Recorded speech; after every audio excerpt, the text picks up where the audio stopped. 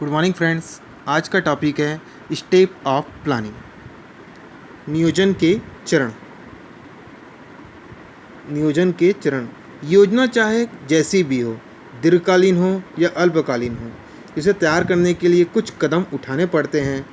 यह कदम निश्चित क्रम में हो तो प्लानिंग बहुत सुविधा हो जाती है या नियोजन बहुत सुविधाजनक हो जाती है।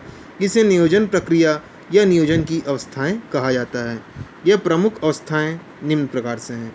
पहला, नियोजन का आवश्यक समझना। सर्वप्रथम आवश्यक है कि प्रबंधक नियोजन की आवश्यकता या महत्व को समझे।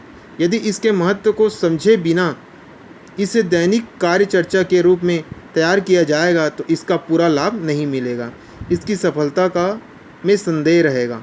परिणाम स्वरूप इस पर लगाई गई लागत व्यर्थ हो जाएगी। सेकंड, उद्देश्यों का निर्धारण। नियोजन की महत्ता समझने के उपरांत इस दिशा में प्रथम चरण उद्देश्यों एवं लक्ष्यों का निर्धारण होता है।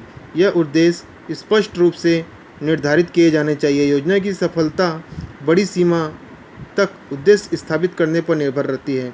उद्देश्य निर्धारित करते ही प्रमुख उद्देश्य तथा सहायक उद्देश्य पर गहनता से विचार किया जा सकता है। इन उद्देश्य को प्राप्त करने के लिए उपक्रम के पास समुचित साधन होना भी आवश्यक है। दूसरे शब्दों में कहा जाए, जिन्हें प्राप्त कर सकना व्यावहारिक हो। यदि ऐसे उद्देश्य निर्धारित किए जाएं जिन्हें पूरा करने की सामर्थ्य न हो तो वह व्यर्थ हो जाता है। थर्ड है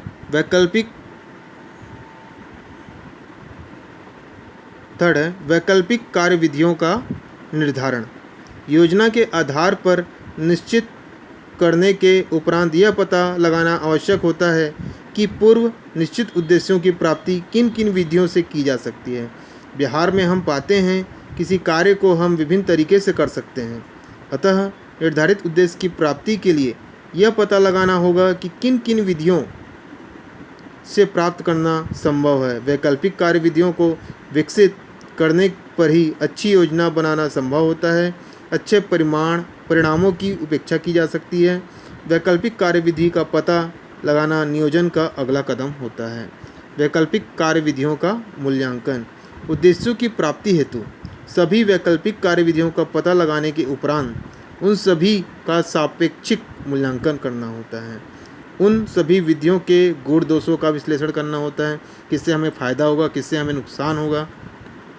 कार्यविधियों का विश्लेषण करते समय संस्था के उद्देश्यों को ध्यान में रखा जाता है, बहुत आवश्यक होता है।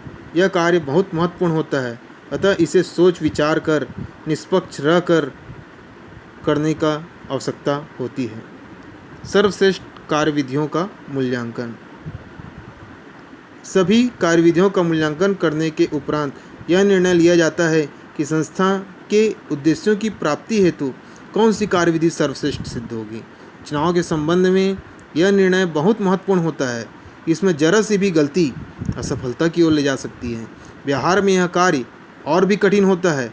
कार्यविधि के चुनाव का निर्णय लेते समय कभी भी कार्यविधि दूसरी कार्यविधि से अधिक श्रेष्ठ लगती है तो दूसरी कार्यविधि पहली कार्यविधि से अधिक उपयुक्त लगती है, तो ऐसी दशा में निर्णायक को ध्यान में रखकर निर्णय लिया जाता है कि दूसरी वाली कार्यविधि सही है कि पहली कार्यविधि सही है।